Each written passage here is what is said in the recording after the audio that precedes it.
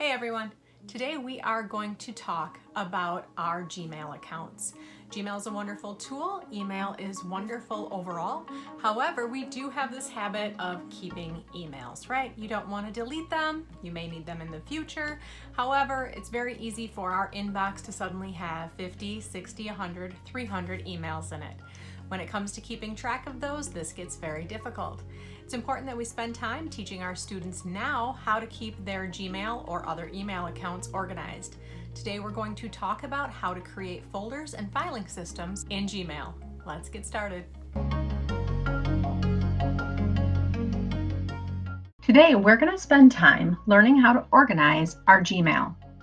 We're going to talk specifically about Gmail today. However, the concepts that we're going to talk about will work for any email system. First off, it's important to organize Gmail and have an organizational system so that students don't open up their Gmail to have 100 or 200 emails in their inbox. This can cause students to become very easily overwhelmed and assignments to get lost and students to not get things turned in on time. You're going to see here, looking at my Gmail, that I've emailed myself about 6 upcoming assignments that we can work with. If you look at these, you're going to see from the subject that it's pretty easy to tell which assignment's which. In this case, there's 6 emails. The subjects are pretty obvious. A student might be okay. However, most students get between 5 and 30 emails every day. That's without doing a lot of group work and getting emails back and forth from their peers. So it's very important that we find a way to organize these things. The first step is always to go through and delete any emails that we no longer need. Once we've done that, there's going to be some emails that maybe we're even done with, but we're going to still need to hang on to the information for later.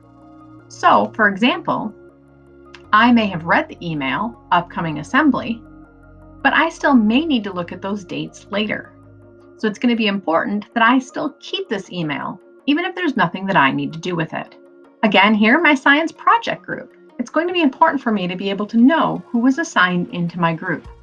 However, neither of these things need to necessarily stay in my inbox because they're nothing that I need to work with immediately. What I'll typically do with students is let them know that it's easy to treat their inbox as their to-do list. Anything that they need to still complete should stay in their inbox. Anything that is nothing that they need to do with, they've replied to the email, they've done the assignment, once it's completed, but they might still need the information later, we're going to file that email. Let me show you what I'm talking about. Over on the left-hand side, you're going to see some options for inbox, starred, snoozed, sent, where you can sort out your email. So for example, if there's an important email, I can click the star, and now when I click on the star filter, it's going to show me the emails that are starred. This can be a great way of keeping track of emails that are incredibly important. However, there's a way to get things organized. So we're going to go down to the bottom where it says more. We're going to click this little caret to open up this menu.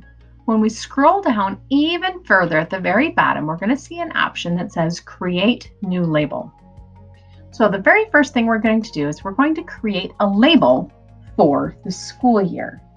Now, this is important because we can make a great naming system this year, but at the end of this year, the students may not need that information again for next year. So some of it may be able to get deleted, but some of it may need to be held on to. Maybe specific assignments that got emailed back and forth, bits of writing, school-wide information that students want to hang on to. We are going to go ahead and create a new label. Now, during this, I keep saying students, right? Because I'm looking at how we can help students stay organized. This is also a great tip for teachers. So I know this is how I've set up my Gmail for years, and it really helps me keep track of things as well. So the first thing we're going to do is we're going to name this for the school year. Okay? We're not going to nest the label under anything because this is going to be our big category. We're going to name it for the year. Once I have created that, you're going to see it show up on your list. I'm going to click less here just to make it a little bit less. So now you're going to have your inbox, your starred, your snoozed, and you're going to see that school year. Obviously, moving all of these emails into the school year would help us organize a little bit, but that still is going to be pretty full within about a month of the school. What we're going to do next is we're going to click on the 3 dots and we are going to add a sublabel. It's automatically going to tell us that we want to nest this under this year. If for some reason you did not want to, you absolutely can uncheck that. Reasons you might want to: as a teacher, I will create another label that maybe is stuff for professional development. So I don't necessarily put that under a year. I'll put it under professional development because I want my conference information and PD sessions that I've taken kind of separate. They're not necessarily tied to a school year. Again, we're going to go ahead and enter a new label name. So let's say we're going to do this as a student. So if we're a student, we're going to go with English. Now I have an English folder for the 2021 school year. I'm going to repeat that process. Click the three dots, add sublabel, science, three dots, add sublabel, math, create. You can see them showing up over here. I'm going to add another sublabel, English, math, science, social studies. And then I always encourage students, and I myself too, think about what else you might need. So if I'm looking here, I'm going to see that there's an upcoming assembly. So this might be something I want to hang on to, but it's not necessarily to do with the classes. There have been times that I maybe would just put it into this category here for just the entire school year. Sometimes, again, that can get a little bit messy by the end of the year. So again, I'm going to add another sublabel, and I'm just going to say school information. Right, school information. So now I have all of these folders. You can go further if you desire. So as a teacher, I may have 2021, and then I may have a folder that says students. Okay, so I'm just going to show that as an example. I may go ahead and add a sublabel of students. And then I can even go a little bit further. I can click the three dots and add a sublabel under that.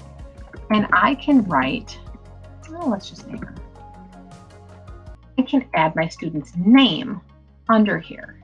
So now any emails that I get pertaining to that student, maybe from their parent or from another teacher that I need to hang on to, I can move those emails into that folder. So as a teacher, I might have a student folder that has all my students in it.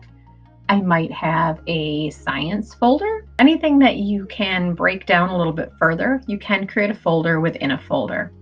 Now, if I'm no longer working with that, I can collapse that so that it doesn't take up so much space. So now let's look at this a little bit. We can click on the three dots, and here you have the option to edit if you need to change that name ever. So take the time to get this just the way that you want it. And once you have done that, it's always pretty easy to add more. It's not so easy to get rid of them or change them. So kind of take a little bit of time, think about what you'd like here. Again, you can always add more later. So now let's look. Okay, this is an email. It is about addition. Okay, great. We've got an addition email. So now once I've clicked on it, it's shown that it's red. And this is a math assignment. So when you are finished with it, so I've done the math assignment, I don't need to deal with it anymore, but I want to hang on to these notes. I can go ahead and click on this email and I can drag it. As I start dragging it, you're going to see that it'll say move one conversation. So you know you kind of have a hold of it. And I'm going to go over here. You'll see that it highlights wherever I'm at. I'm going to move so that the math folder is highlighted and let go. That now will kind of give me a warning saying that this conversation is moved to 2021/math. Perfect. Now we're going to do the same thing. A science project email. I'm going to move it into science.